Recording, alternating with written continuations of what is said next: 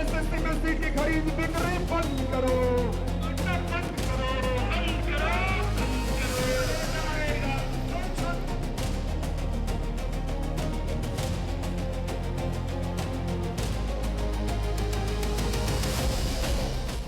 नमस्कार, आप देख रहे हैं जवाबदेही और मैं हूं ज्योति मिश्रा।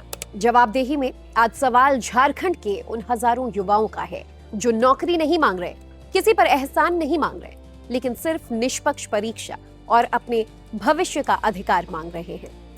आजकल रांची का जयपाल सिंह मुंडा स्टेडियम एक आंदोलन का केंद्र बना हुआ है। छात्र पिछले कई दिनों से यहाँ धरने पर बैठे हैं और मांगे उनकी साफ है। भर्ती परीक्षाओं में पारदर्शिता होनी चाहिए, कथित धांधलियों की निष्पक्ष जांच हो, दोषियों पर कार्रवाई हो और युवाओं के भविष्य के साथ खिलवाड़ होना बंद हो। लेकिन सवाल यही कि क्या इन छात्रों की आवाज उतनी ही ताकत से सुनी जा रही है जितना किसी और आंदोलन की सुनी जाती। झारखंड में एक परीक्षा में गड़बड़ी के आरोप सामने आए। जेपीपीएससी सरकार ने कई भर्ती परीक्षाएं रद्द कर दी। इसके बाद जांच सीआईडी को भी सौंप दी गई। जेपीएससी से जुड़े मामले में कार्रवाई की बात की। मुख्यमंत्री हेमंत सोरेन ने उच्च स्तरीय समिति बनाने का भी आदेश दिया। वहीं स्वास्थ्य मंत्री इरफान अंसारी ने कहा कि छात्रों के साथ हमारे बातचीत का रास्ता तो खुला है, लेकिन दूसरी तरफ छात्र अब ये कह रहे हैं कि उन्हें राज्य की एजेंसी पर भरोसा नहीं है। उनका सवाल ये है कि अगर व्यवस्था पर ही सवाल उठे हैं तो फिर जांच सिर्फ व्यवस्था के भीतर रहकर निष्पक्ष तौर पर कैसे हो सकती है। और यहीं शुरू होती है जवाबदेही की बहस, क्योंकि ये सिर्फ झारखंड का मामला नहीं है। देखिए, आजकल देश के अलग अलग राज्यों में पेपर लीक की खबरों ने सुर्खियां बटोरी। भर्ती घोटाले होते हैं, परीक्षा अनियमितताओं के आरोप बार बार सामने आते हैं और हर बार सबसे बड़ा नुकसान किसका होता है? उस छात्र का जिसने वर्षों मेहनत की, परिवार की उम्मीदें उठाई, नौकरी के सपने सजाए। और आज एक और सवाल उठता है, क्या हर आंदोलन को बराबर राजनीतिक समर्थन मिल पाता है? जो तस्वीर जंतर मंतर में दिख रही थी वो झारखंड में क्यों नहीं? देखिए, कुछ महीने पहले देश ने दिल्ली के जंतर मंतर पर बड़ा आंदोलन देखा। आंदोलन को राष्ट्रीय बहस का विषय बनाया गया। विपक्षी दल पहुंचने लगा, सत्ता पक्ष पर सवाल उठने लगे, टीवी कैमरे भी पहुंचे और बड़े बड़े नेताओं के साथ अभिनेता भी पहुंचे। लेकिन झारखंड में यहाँ छात्र 11 दिनों से, उससे भी ज्यादा वक्त से अपनी आवाज उठा रहे हैं। हजारों युवा आजकल सड़कों पर है, विधानसभा मार्च की तैयारियां भी कर रहे हैं। फिर भी राष्ट्रीय राजनीति की वही बेचैनी, वही सक्रियता, वही एकजुटता यहां मिसिंग है। और सवाल है, आखिर क्यों? क्या झारखंड के छात्रों के सपने छोटे हैं, राज्य छोटा है, या फिर यहाँ का विषय छोटा? क्या उनके भविष्य की कीमत कम है?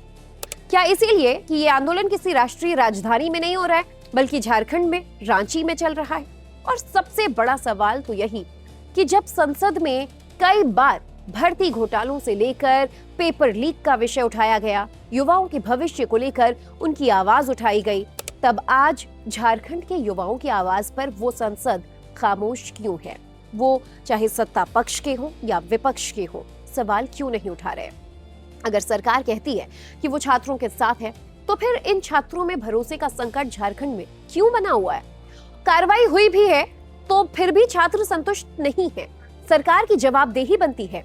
अगर वार्ता का रास्ता खुला है तो समाधान अब तक क्यों नहीं निकला? और कितने दिन का इंतजार कर रही है सरकार कि सड़क पर ये छात्र बैठे रहें?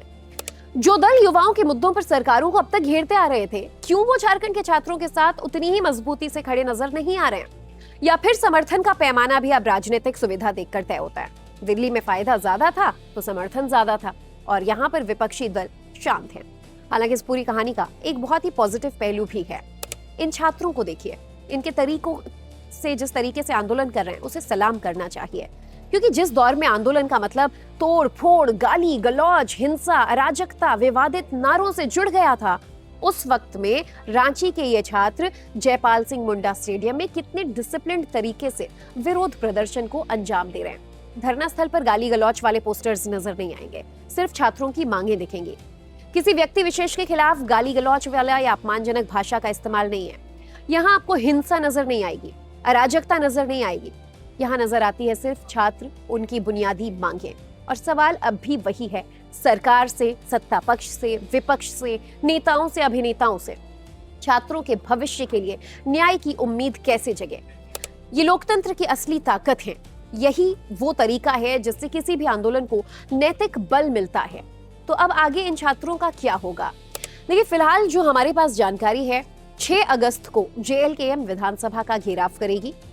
7 अगस्त को AISA संगठन जो है वो भी एक मार्च निकालेंगे और तब भी मांगे नहीं मानी जाती तो 10 अगस्त को ये छात्र एक विशाल विधानसभा मार्च का आह्वान करेंगे। यानी आने वाले दिन झारखंड की राजनीति के लिए बेहद अहम होने वाले हैं। जोहार झारखंड। आज दिसोम गुरु की पुण्यतिथि है। उनके हमारे प्रेरणा स्रोत दिसोम गुरु के नक्शे कदम पर के चलकर ही छात्र आज हम लोग यहाँ बैठे हुए हैं। उन्हीं से सीखा है, जो भी सीखा है उन्हीं को पढ़ के बड़े हुए हैं और उनकी ही यह हिम्मत है दी हुई कि हम अन्याय के खिलाफ आज खड़े हुए हैं। आज हम लोगों का कुछ रचनात्मक कार्यक्रम है। आज दिसोम गुरु की श्रद्धांजलि मार्च हम निकालने वाले हैं, जो कि उनको श्रद्धांजलि होगी। हम लोगों ने एक मार्च यहाँ से संभवतः हम लोग अल्बर्ट एक्का चौक तक जाएंगे, क्योंकि उससे अधिक दूर का परमिशन नहीं मिल रहा है, तो वो सूचना दे दी जाएगी आप लोगों को। और श्रद्धांजलि मार्च आज हम लोग निकालने वाले हैं गुरु जी के श्रद्धांजलि देने के लिए। जिस उद्देश्य के साथ हमारे दिसम गुरु ने अलग झारखंड का मांग किया था कि भाई हमारे अलग झारखंड बनेगा तो यहाँ आदिवासी, दलित, पिछड़ी, अगड़ी और किसान और मजदूर का बेटा को यहाँ हक और अधिकार और यहाँ का एक एक नौजवानों को नौकरी मिलेगा।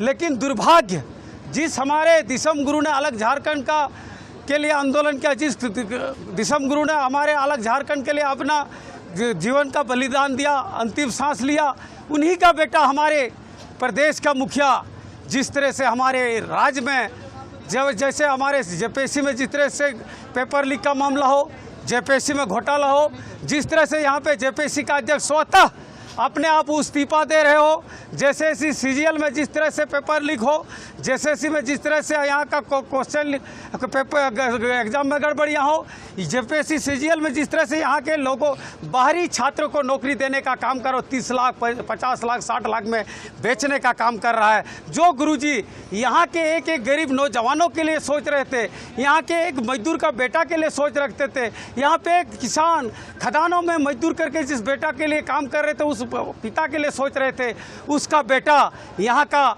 जिस तरह से हमारे झारखंड के यहाँ का आपका खनिज संपदा को बेचने का इनका बेटा ने कर रहा, उसी तरह हमारे झारखंड के एक एक नौजवानों का नौकरियों को बेचने का काम कर रहा है। सरकार के पास भी मौका है कि वो संवाद के जरिए भरोसा बहाल कर ले अभी ही छात्रों के साथ, नहीं तो बहुत देर हो सकती है। और छात्रों के पास मौका है कि वो अपने अनुशासित आंदोलन की एक मिसाल कायम रखें। लेकिन आखिरकार लोकतंत्र में सवाल पूछना जनता का अधिकार है और जवाब देना सरकार की जिम्मेदारी है। तो इसीलिए आज की जवाबदेही का आखिरी सवाल हमारा सरकार से भी यही है। झारखंड के छात्र सिर्फ निष्पक्ष जांच की मांग कर रहे हैं, एक पारदर्शी भर्ती प्रक्रिया चाहते हैं एग्जामिनेशंस में। क्या उनकी मांगें इतनी बड़ी हैं कि उन्हें सुनने में सरकार को इतना वक्त लग रहा है?